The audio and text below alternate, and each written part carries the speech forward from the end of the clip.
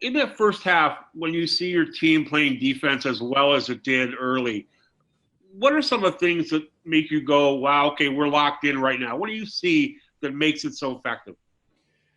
Well, it's always first about getting it set up, Doug. That there's not any transition opportunities.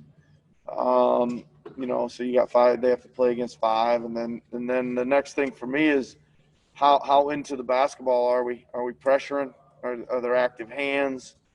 Um, making disruption just kind of on one disruption, and then that kind of hurt gets into the rhythm of some of the things they're trying to do, and kind of goes from there, and then it kind of becomes a really good helping situation from there. You do seem to have a bunch of guys who like to play defense, and I don't think that's normal on a lot of NBA teams. Why does it work for your group? Well, you're right. First of all, I mean, before a pass is ever made, Doug, you gotta have some desire. You gotta have some readiness. You gotta have some anticipation. You gotta have some IQ before the ball's even started in an offensive sequence. And we got a bunch of guys that are kind of locked in on that. They pay attention to the game plans. They're basketball guys. They watch the other teams. They study them. They like stopping them. It's kind of an interesting thing that they got going. They come to the game and they start figuring out how we're going to stop them, and they really try to make adjustments. There's a lot of communications amongst them, each other. It kind of feeds it from there. Thanks, Nick. Appreciate it. Yep. Next question goes to Josh Lewenberg from TSN. Hey, Nick, what are you seeing from Terrence right now? He's not scoring the ball, but are you seeing enough from him in the other areas of his game? I mean, he's playing okay, Josh. I think that like I said before the game, we're not finding great minutes for him, long stretches. The guys that are playing aren't. They don't think they're playing enough either. Norm and Fred and those guys all want to play more OG.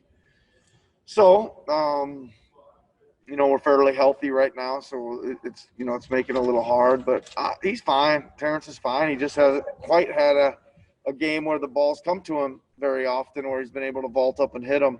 He's been pretty solid, Josh, on defense. Pretty solid. I'm pretty happy with that down there. Yeah. Thanks, Nick. Yep.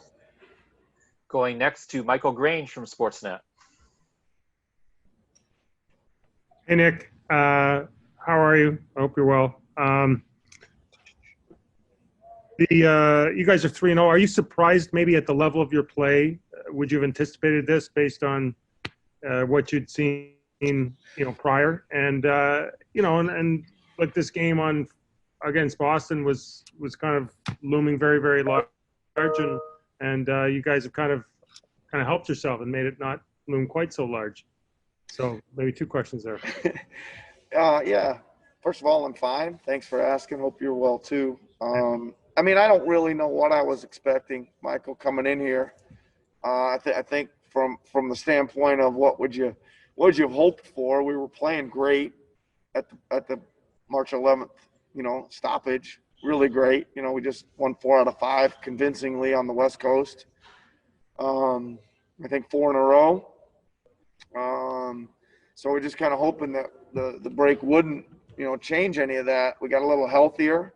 That seems to be really nice. It's the third game in a row we've been actually healthy.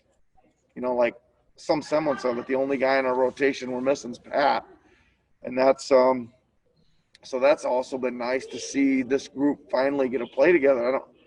You probably know more than me. I think it was only 2 games, in the first 50 that we had our top 7-8 guys. So I kind of forgot your third question. Well, just you're 3-0 and you got a nice edge on Boston. Looking into that game, can you kind of treat it? Maybe it doesn't feel quite as urgent. I don't know. Nothing really seems to have a super high level of unimportance or importance, Michael. I think we really, again, we want to play, and we're going to play to win that game. We're going to play our guys, and we're going to play to win. I mean, that's kind of what we get out of bed for every day is to go get them, you know. So I think whether it was a high leverage game or it's a little less leverage game, we're going to try to treat it the same from a prep standpoint and an effort standpoint. Thank you, Nick. I appreciate it. Yep. Take We care. got time for 2 more questions for Nick Nurse. First one's going to Stephen Lung from Sportsnet. Hey, Coach. Thanks for doing this. Hi, Steven. In that, like obviously your defense in the first half was excellent, and it kind of slipped a little bit in the second half there, particularly in the third quarter. Like what did you see there? Like what happened? Well, I mean, I think first of all, Coach Clifford did a great job of getting them energized at the half. We did a combination of a bunch of things. At first possession was awesome. They had to make about 6 great reads in a row to get the passes completed. We were really flying around and end up with a corner 3 at the shot clock buzzer that went in. So it was a good start energy-wise for us, but with a bad result. And then we turned it over 3 straight times, which doesn't help your defense at all. You can't play defense when you're doing that. So we obviously weren't as energetic and alert, et cetera, in the second half, but I was super impressed with the first half, man. I ain't tripping about the second half. And in regards to the job that like Mark in particular and Serge do on Vucevic, it's just like you guys have so much success against him. Like why do you guys always seem to shut him down?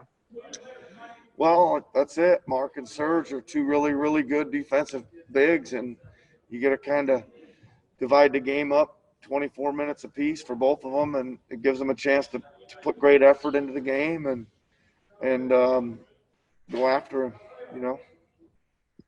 Thanks a lot, Coach. Yep. Last question today is going to Manolo Rodriguez from Tab Deportes in Puerto Rico.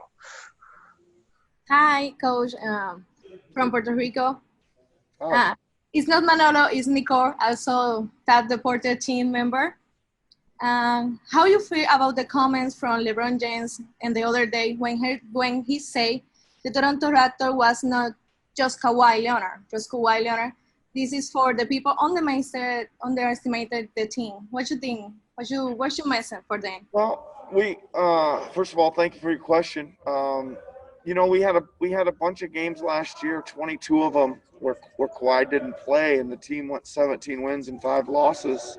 So we did have a sense that we were decent. I think we had some motivation last year to play those. And we came back into this season not quite sure what we were going to look like. We missing 2 big pieces, Kawhi obviously, and then Danny Green, who was a starter too. And we didn't really replace them, you know, with we got other players, but nobody that really played in the league that much. So the big key was that Fred VanVleet and Pascal Siakam and Norman Powell all came back, I think, much better players from the playoff experience. Kyle Lowry's kind of restructured his, you know, he was passing a lot last year, and now he's averages up 6 points a game this year because he needs to score more for us, and players just keep improving, and they really believe in themselves, and I think that's why we're having such good success and a good number of wins.